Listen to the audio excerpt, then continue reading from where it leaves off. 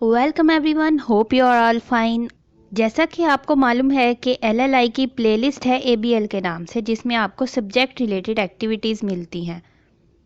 और आज हम आपके लिए लेकर आए हैं एक एक्टिविटी जो है हाईएस्ट कॉमन फैक्टर से रिलेटेड। किसी भी एक्टिविटी से पहले आपके स्टूडेंट्स को उस टॉपिक की मैथमेटिकल इवेल्युएशन आनी चाहिए। अगर ऐसा नहीं होता तो फिर सब गड़बड़ हो जाएगा, एक्टिविटी का कोई फ़ायदा नहीं होगा, कन्फ्यूजन बढ़ती जाएगी, उल्टा आपको नुकसान ही हो जाएगा। एचसीएफ की एक्टिविटी के लिए आपको पहले बच्चों के सामने फैक्टर्स का कॉन्सेप्ट क्लियर करना है। जैसे कि 6 है तो इसके फैक्टर्स होंगे 1 2 3 6। और इसके बाद होता है 2 या 2 से ज़्यादा नंबर्स के फैक्टर्स, उनमें से कॉमन ढूंढना है। फिर उनके कॉमन फैक्टर्स में से सबसे बड़ा फैक्टर होगा हाईएस्ट कॉमन फैक्टर, यानी कि एचसीएफ।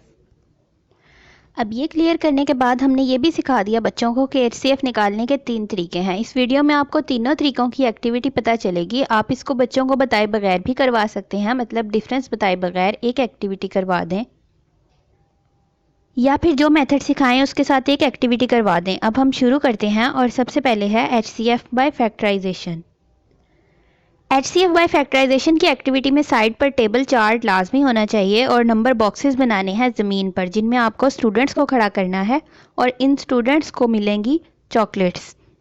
अगर हमें 4 और 8 का एचसीएफ फाइंड करना है तो उसके लिए ज़मीन पे आपको 2 लाइंस बनानी है और उन लाइंस में आप बनाएंगे बॉक्सेस। पहले बॉक्स में बनेंगे 4, पहली लाइन में बनेंगे 4 बॉक्सेस और दूसरी लाइन में बनेंगे 8 बॉक्सेस।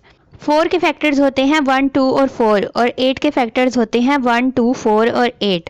अब जो फर्स्ट लाइन है जिसमें 4 बॉक्सेस हैं उसमें सिर्फ 1 बॉक्स वाले को 1 चॉकलेट मिलेगी, 2 नंबर बॉक्स वाले को 2 चॉकलेट्स मिलेंगी और 4 नंबर बॉक्स वाले को 4 चॉकलेट्स मिलेंगी। इसी तरह सेकंड लाइन में 8 बॉक्सेस हैं, 8 बॉक्सेस में से 8 के फैक्टर्स होते हैं 1 2 4 और 8। 1 बॉक्स वाले को 1 चॉकलेट मिलेगी, 2 बॉक्स वाले को 2 मिलेगी, 4 वाले को 4 और 8 वाले को 8। अब जिन बच्चों की चॉकलेट सेम है सिर्फ वही आपस में फ्रेंडशिप कर सकते हैं, तो चॉकलेट सेम है 1 2 और 4 वाले बॉक्सेस, लेकिन विनर वो होंगे जो जिनकी चॉकलेट्स हाईएस्ट होंगी।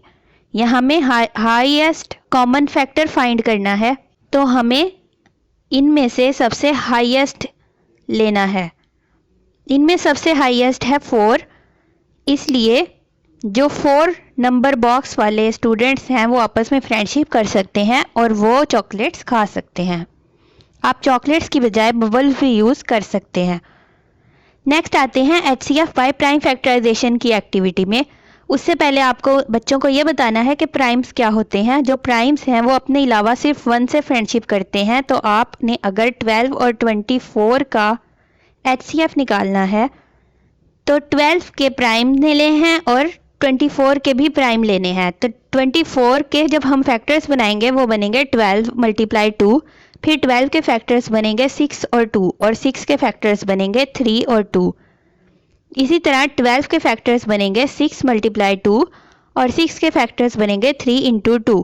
अब जितने भी प्राइम नंबर्स हैं उनको हमने कलर्ड राइट किया है। इससे बच्चों को डिफरेंस करने में आसानी रहेगी कि इनमें से प्राइम्स कौन से हैं। और फिर हम इनमें से कॉमन प्राइम्स उठाएंगे। 24 और 12 में से कॉमन प्राइम्स हैं 3 2 और 2। इसका मतलब कि 24 और 12 का एचसीएफ आएगा 12। इसी तरह 75 और 90 है। 75 और 90 में हमें, जैसे कि हमें पता है कि प्राइम्स को हमने कलर्ड चिट्स पर लिखा है, तो 90 के फैक्टर्स बनाएं वो बनेंगे 45 और 2। इनमें से 2 कलर्ड है। फिर 45 के फैक्टर्स बनेंगे 9 और 5। अब 9 और 5 में से 5 प्राइम है, इसलिए 5 कलर्ड चिट है। 9 के फैक्टर्स बनेंगे 3 और 3। 3 और 3 दोनों प्राइम्स हैं, तो ये दोनों कलर्ड होंगे।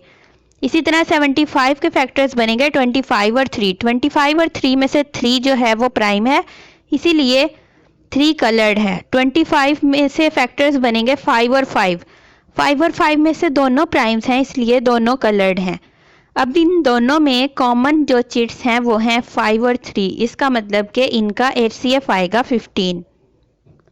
थर्ड है एचसीएफ बाय डिवीजन। अब एचसीएफ बाय डिवीजन अगर आपको करवानी है तो इसमें आप डिवीजन मेथड इजीली ले सकते हैं। एक साइड पे 12 बलून्स हैं और सेकंड साइड पे 24 बलून्स हैं।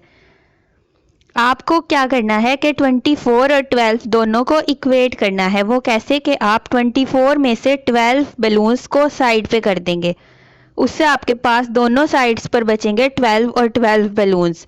इसका मतलब कि 12 और 24 का HCF होगा 12। जो हमने अपनी फर्स्ट एक्टिविटी की थी 4 और 8 के लिए, उसमें आप देखें कि उनका HCF आया था 4। अगर उसको हम इस तरीके से करेंगे तो 4 और 8 बैलून्स होंगे, 4 बैलून्स और 8 बैलून्स। तो हमें इनको इक्वेट करना है। वो कैसे कि जो बड़ा है, जिसमें ज़्यादा नंबर्स हैं, उसमें से हम छोटे नंबर वाले डिजिट्स निकाल देंगे। 8 में से जब हम 4 बैलून्स निकालेंगे तो पीछे बचेगा 4, और 4 और 4 इक्वल आ जाएगा। इसका मतलब कि इसका HCF होगा 4।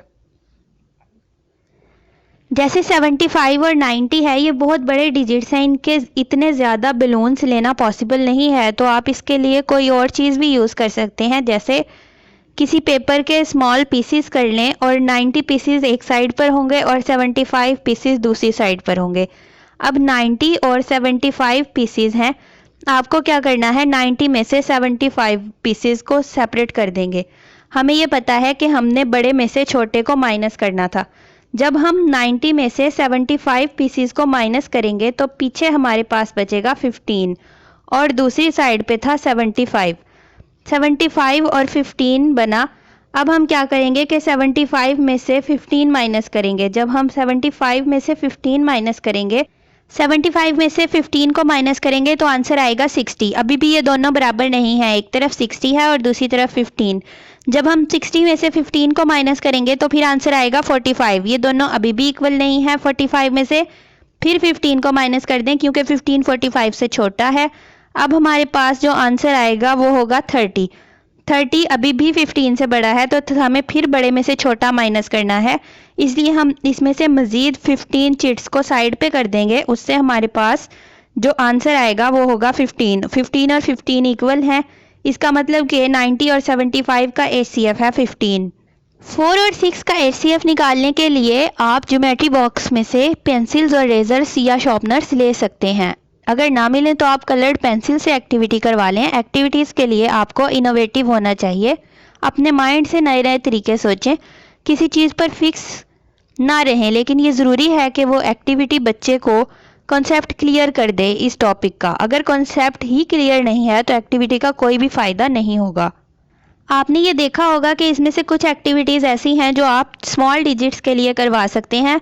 बड़े डिजिट्स के लिए इतनी ज़्यादा तादाद में चीज़ें अवेलेबल नहीं होती, इसलिए आपको कोई ना कोई ऐसी एक्टिविटी ढूंढनी है जिसको आप छोटे और बड़े नंबर्स पे आसानी से करवा सकें।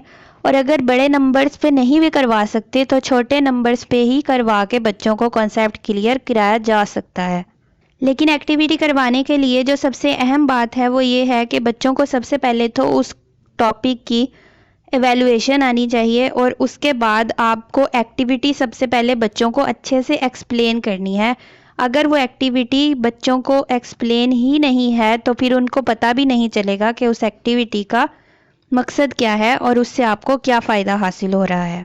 जैसा कि ये HCF की एक्टिविटी है तो इसमें सबसे पहले तो बच्चों को HCF निकालना आना चाहिए। उसके बाद उनको उन तीनों तरीक़ों से HCF निकालने का पता होना चाहिए।